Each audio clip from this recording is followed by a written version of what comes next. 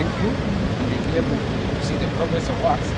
Then we are doing a conveyance main line of 15 kilometers. Actually 12.6 from up. Just come up. Go down. Go down. Come up. We have come all the way up to this point. Now we are at exactly this point. So welcome CS to the Sangatat Marine Irrigation Project.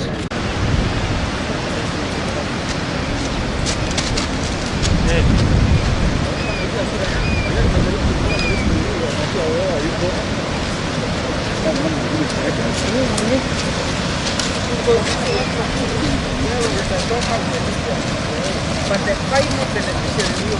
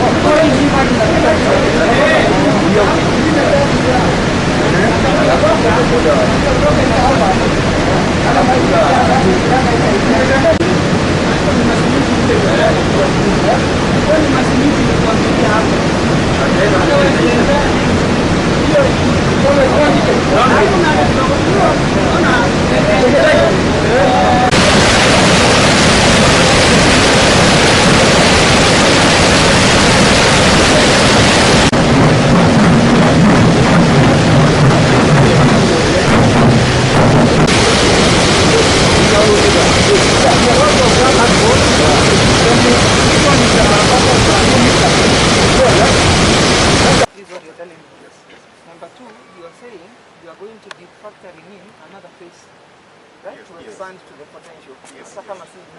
Exactly. Twice. Yeah, exactly. Twice. Yes. Something. Yes. Do not require any investment except land and capacity building. That's what you're saying. That's what you're saying. That's what you're saying. Yes. You're also then saying the capacity building of the current 600 is commencing next month. Commencing next month, 15th of this month. How is it in the calendar? How is it?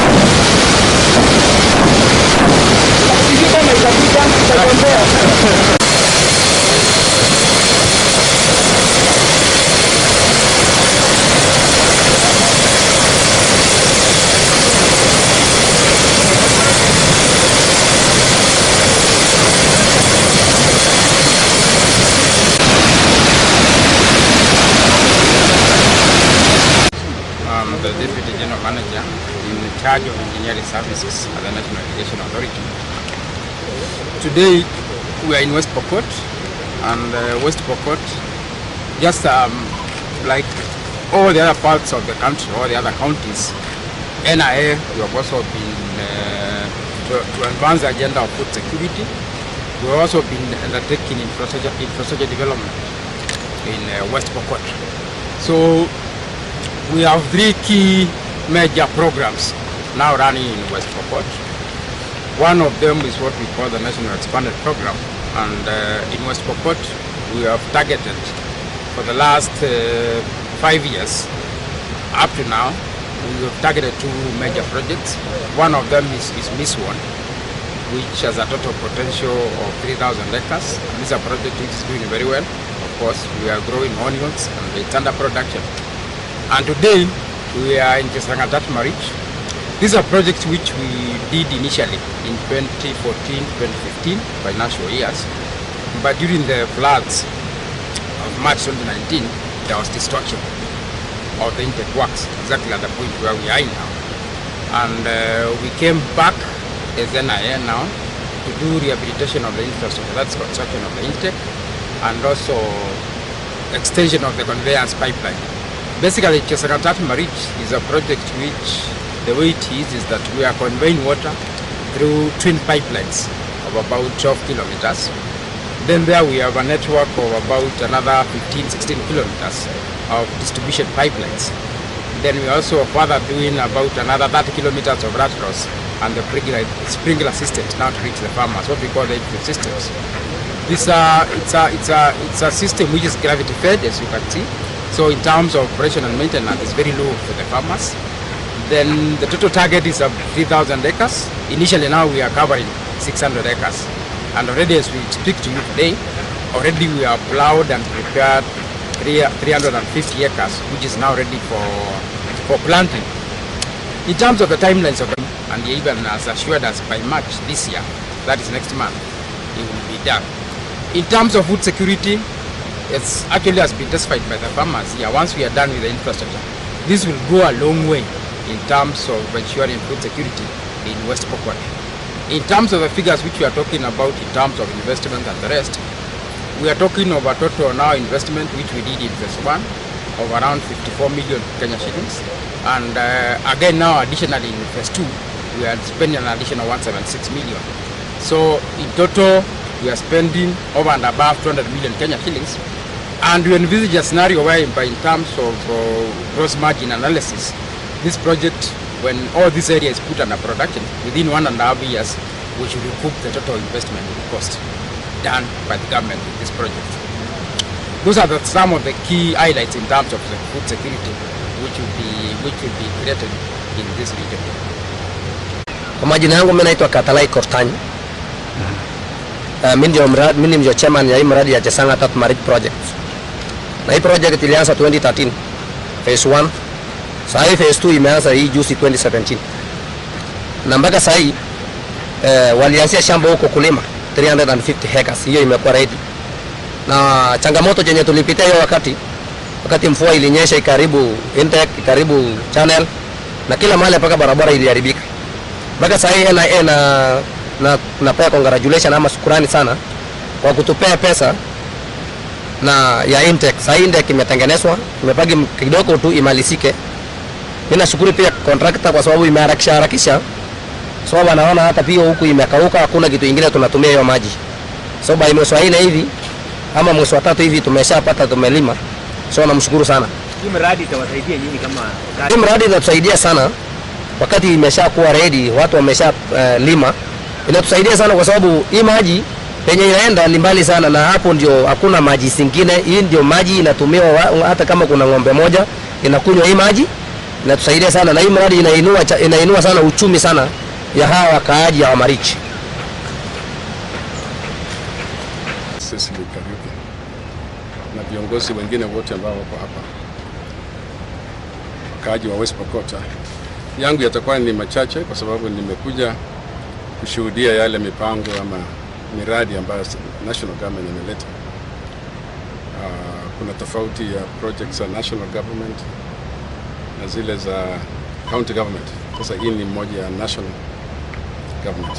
Nashukuru sana kwa sababu tumetembelea miradi miwili na moja ni ya dam kubwa, na sasa hii na tumehakikishiwa kwamba zote zitamalizwa kamilishwa mwezi wa 3 ambayo sasa inakaribia. Kwa hivyo nashukuru kazi ambayo na bidii ambayo imewekwa hapa ndani. Hapa the user ni sisi watu wa hapa, watu wa Sigor. Watu wa Sigor hapa ndio users. Tafadhali tusaidie hawa ile 600 acres ifikiwe haraka, ndio tuone kama chakula hali ya chakula katika county inaimarika. Na kwa hivyo nashukuru. Sisi tutazidi kuja hapa kuangalia, na wale ambao wanahusika tafadhali tufanye bidii. Kwa hivyo ni hayo tu. Sasa tukaribishe national government na rais wetu, kwa sababu ukiona rais anaambia waziri afike hapa, ujue ya kwamba rais mwenyewe amehusika kwa hii mambo. Kwa hivyo ile project tunafanya ambayo inakutana na Big 4 agenda ya Rais Uhuru.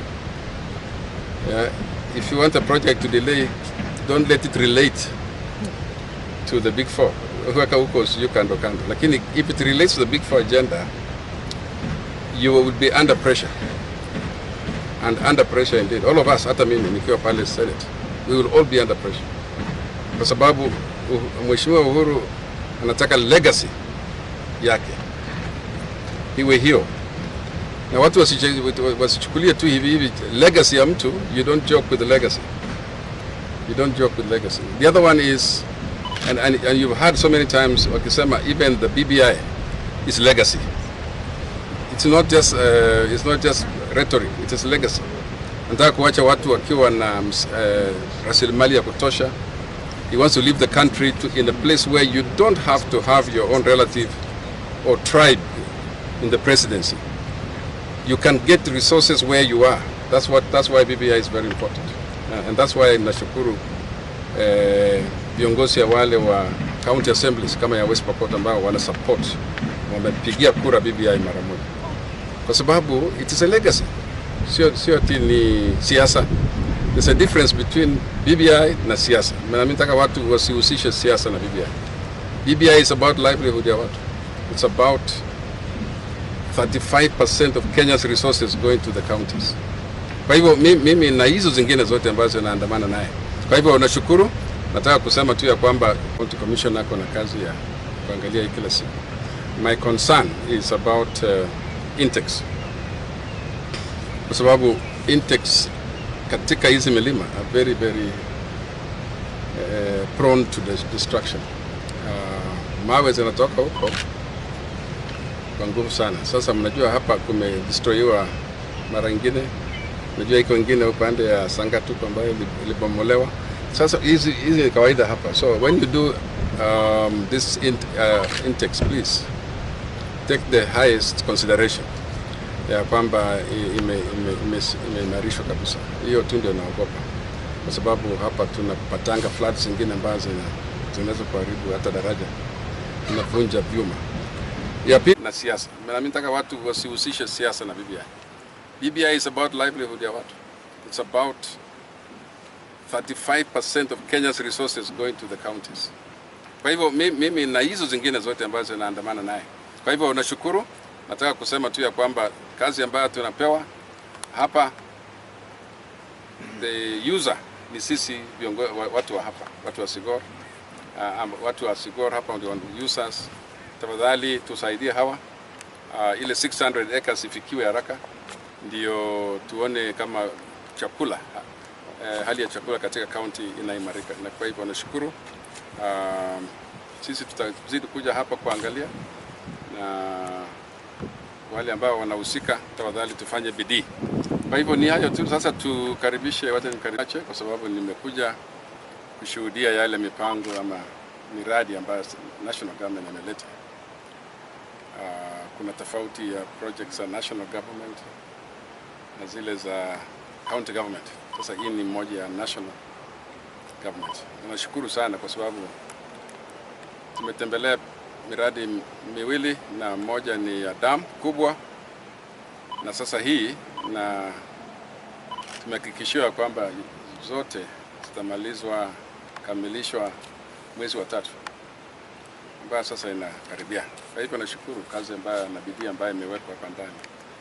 Nashukuru sasa County Commissioner ako na kazi ya kuangalia hii kila siku. My concern is about intakes. Kwa sababu intakes katika hizi milima are very prone to destruction. Mawe zinatoka huko kwa nguvu sana. Sasa mnajua hapa kumedestroyiwa mara nyingine. Najua iko ingine upande ya Sangatuko ambayo ilibomolewa. Sasa hizi ni kawaida hapa. So when you do this intakes, please take the highest consideration ya kwamba imeimarishwa kabisa. Hiyo tu ndio naogopa, kwa sababu hapa tunapatanga floods zingine ambazo zinaweza kuharibu hata daraja, inavunja vyuma. Ya pili ni kushukuru national government na rais wetu, kwa sababu ukiona rais anaambia waziri afike hapa, ujue ya kwamba rais mwenyewe amehusika kwa hii mambo. Kwa hivyo ile project tunafanya ambayo inakutana na Big Four agenda ya Rais Uhuru. If you want a project to delay, don't let it relate to the Big Four. Weka huko sio kando kando. Lakini if it relates to the Big Four agenda, you will be under pressure. And under pressure indeed. All of us, hata mimi nikiwa pale Senate, we will all be under pressure. Kwa sababu Mheshimiwa Uhuru anataka legacy yake iwe hiyo, na watu wasichukulie tu hivi legacy ya mtu. You don't joke with the legacy. You don't joke with legacy. The other one is, and you've heard so many times, wakisema, even the BBI is legacy. It's not just rhetoric, it is legacy. Anataka kuacha watu wakiwa na rasilimali ya kutosha. He wants to leave the country in a place where you don't have to have your own relative or tribe in the presidency. You can get resources where you are. That's why BBI is very important. And that's why nashukuru viongozi wale wa county assemblies kama ya West Pokot ambao wana support, wamepigia kura BBI mara moja. Kwa sababu it is a legacy. Sio ati ni siasa. West Pokot and on the other side Uganda, where we have a peace dam that is coming up. The peace dam is one of the legacy projects under His Excellency President Uhuru Kenyatta's tenure in office. We have 3 peace dams. One is the one we visited this morning. The other one is located in Turkana, and the third one is in Marsabit, bordering between Kenya and Ethiopia. Now, I went to inspect this project because of the importance that it carries to His Excellency President Uhuru Kenyatta, personally, but also to his government. The dam has progressed, is currently at 61%. I did meet the concerned persons, including my CEO, who is in charge of implementation, Engineer Wendot. And we did also meet with the communities there to be able to agree on the timelines that this dam must be completed and handed it over to them. And indeed, this dam, I want to assure us and the residents of West Pokot that is going to be completed by end of March. Now, one would wonder why the peace dams. In the vision of His Excellency President Uhuru Kenyatta was that if we are able to avail water on areas or for the communities that are bordering the countries that we border, where there is scarcity of water, we'll be able to minimize the cross-border issues of fighting over water as a resource when animals have to cross over to go to the other side and vice versa. And therefore, that is why these peace dams are important. As out here also inspecting projects, which I think you have also noted in the last few weeks. It is the desire of His Excellency President Uhuru Kenyatta that any project that is near completion is indeed completed without losing one day if we don't have to lose one day, without losing a week if we don't have to lose 1 week. And therefore my getting out here is 1, to confirm the status of completion of these projects, but number 2, to emphasize to both the implementing agencies under the ministry as well as the contractors who are concerned on the need for them to move with speed. And I want to assure them there will be no variation and extension of time. And when I do that very directly, then I respond to the people who the President wants to serve. The President was elected by Kenyans. He made a covenant and a commitment to them to serve them. He did so by promising that there is going to be more area of land put under irrigation by these farmers, so that also meets with his agenda for element on food security. And therefore there is urgency that this happens. The President, that's the same question put the other way. The reason on a normal day we do not, as ministers and senior officials, get out of offices to be able to supervise projects. So my getting out and physically inspecting what is happening goes beyond my sitting in office to be given reports which are saying we are at this point of project completion or that other stage. So being out here in itself just communicates the importance that we are putting in ensuring that, 1, the projects are completed in time. Number 2, where there are issues touching on communities, that they also get to understand these projects are for their benefit, and therefore we engage bilaterally and are able to resolve any issue that could be coming in any way to stop or slow down the implementation of the project. On a normal day, again, I do not engage with contractors, but getting them on the project, they are able to listen to me. And if that is not equal measure, then for them to know that we don't have time to waste by either varying contracts or storing project that we don't have to store, this, my trip comes out to confirm that. Importantly, under Executive Order number 1 of the year 2018 by His Excellency President Uhuru Kenyatta, he did put in a coordination mechanism of national government projects. And that is why I'm with the county commissioner here today, because he chairs a committee which brings the implementers of all national government projects. Every fortnight they will meet under his chairmanship, and if there is any problem, it is his duty to unlock any local problem that does not have to escalate to headquarters. Likewise, cabinet sits every week, and the following week goes out to inspect projects as a collective whole system approach to ensure if there is any problem stopping any project, it is unlocked in real time. And therefore, as I leave West Pokot, the duty reverts immediately to the county commissioner here, Bwana Okello, to ensure that the 10% that we have for this project to be completed is indeed completed in 4 weeks. A county commissioner is also now duty bound to ensure the Keses Dam, which has 39% to go towards completion, again is completed, and every week he'll be sitting and monitoring what's happening. That just begins to tell you that the government and the President Uhuru Kenyatta is indeed moving to live the commitments that have been given to the people of Kenya, and so for the people of West Pokot. Thank you. Agreed with the communities there. We are going to be looking at other community support interventions, including water that is clean for drinking by drilling a borehole next to this project. We'll also be looking at training the farmers in that neighborhood for them to be able to move to higher level production or farming production that moves them away from the usual livestock and maize production. We've also looked at the possibility, and indeed we will be intervening by availing water storage facilities in the institutions that are surrounding this facility, and particularly will be capacity building and training the farmers, especially the ladies who have been farming in that area. I am now at this point at Marich in Sigor, where we have a Marich irrigation project, a project which is being implemented under the Ministry of Water, Sanitation, Irrigation by the National Irrigation Authority. It is again a project which is going to be benefiting upwards of 3,000 farmers or beneficiaries once complete, but immediately we are putting 300 farmers who will be opening up 600 acres of land at this point in time. It's a project which is 90% complete. Again, by the end of March, that is in a month's time, this project will be ready for commissioning and being handed over to the beneficiaries in this area. Now, at this exactly point, we are at this point. That is where we are, this map of where on his agenda, even as he prepares for the next phase. I want to join Senator Poghisio by making a comment on the BBI. BBI is founded on the need for a peaceful coexistence as a country.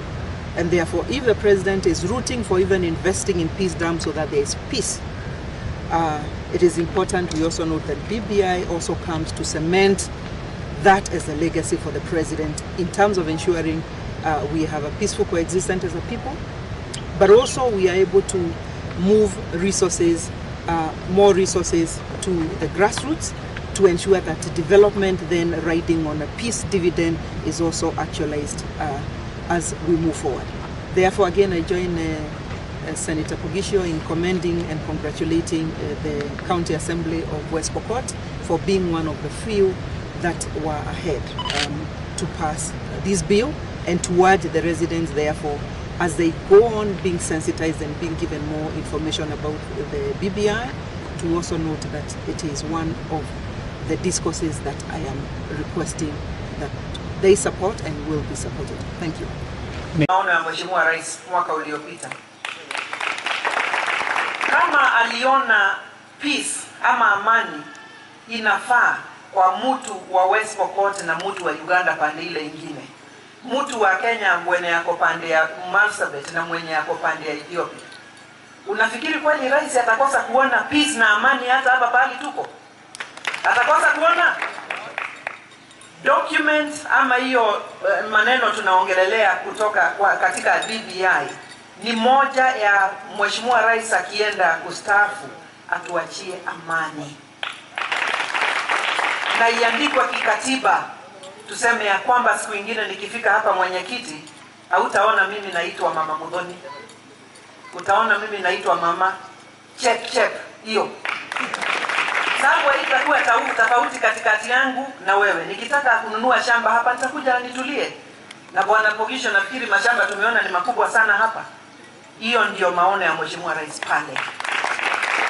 West Pokot kwa jumla ya kwamba tutajaribu kuhakikisha kwamba zile project zote ambazo zimeanzishwa na serikali haichelewi na pia inaweza kufanyika kwa ile njia ambayo itaweza kufaidi wananchi. Kwa hivyo leo vile nimesema hapo awali, tulikuwa kwa ile Peace Dividend Project ambaye imefadhiliwa na National Government kwa kiwango ya 250 million, na tumewacha ikiendelea na tumehakikishiwa itakuwa imeisha kwa ile muda ambayo imewekwa. Kwa hivyo wananchi wa West Pokot tunataka niwahakikishie kwamba tutahakikisha project zote za serikali kuu haichelewi. Bila kupoteza wakati, basi nataka nikaribishe Mheshimiwa Poghisio ambaye ni seneta wetu, na pia wote wale wametoka Nairobi na engineers kutoka ofisi ya Nakuru hapa West Pokot. Sababu ambayo imefanya tufike hapa, hii ni project ya pili ambayo tunaangalia na waziri. Tulikuwa upande ya Kases kule Pokot North na sasa tuko upande huu. Vile mjuavyo, Mheshimiwa Rais amenipatia kazi ya kuhakikisha all national government projects zimefanyika kwa ile muda ambayo inafaa ambayo imewekwa kulingana na contract. Na hii kazi tunafanya kama kamati ya county kuhakikisha national government projects haichelewi. Na hivyo basi ndio kila wakati tunaangalia kama kamati tuhakikishe wananchi wanapata kunufaika na zile projects ambayo serikali kuu imefadhili. Kwa hivyo basi leo tumetembelewa na waziri kuhakikisha pia ile projects ambazo ziko kwa wizara yake zinaendelea sawa sawa. Naitwa Steven Tingoria, mimi ndo treasurer ya huu mradi wa Chesagatat Marriage Project.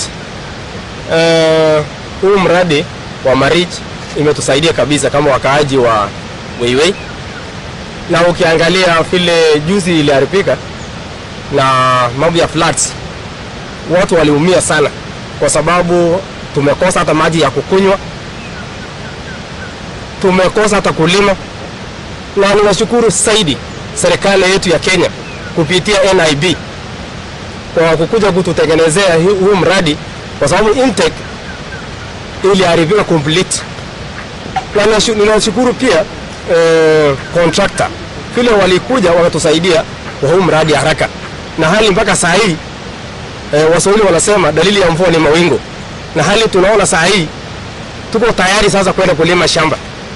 Na tunashukuru serikali kabisa, na tunaomba kabisa, ukienda kuangalia kule imekauka kabisa, na tunaomba huu mradi, kwa sababu waziri leo anaingia hapa, tunaomba kabisa waweze kuangalia mambo ya contractor, waweze kama kuna mali contractor anatakana asaidiwe, aweze kusaidia haraka, kwa sababu huu contractor amejaribu kabisa kuharakisha hii kazi, kwa sababu sisi kule nje tumeumia kabisa. Na huu ni msimu wa kulima mashamba. Saa hii tunatarajia saa hii shamba tulime na tupande mahindi ili tuweze kukula kama watu wengine wenye wanaendelea kulima. Inatusaidia kwa mambo ya chakula kabisa, mambo ya food security katika huu mradi inatusaidia kabisa. Na mandugu zetu kule Turkana, unajua tukilima sasa basi sisi tunauzia hawa, na tukijaribu kuuzia hawa, hata hawa pia wanakuja kutuletea pesa. Na hali hiyo sasa tunataka kama sisi tuwe na amani ya kutosha kati yetu ya Waturkana na Wapokot, ili tuweze kuuzia hawa chakula. Na tukisoa sana hatutakuwa na watu wa kuuzia huu chakula. Hii vitu itaoza na itakuwa na hasara kwa sisi kama wakulima. Sasa that's what tunahudumia hii mambo ya amani. Asante.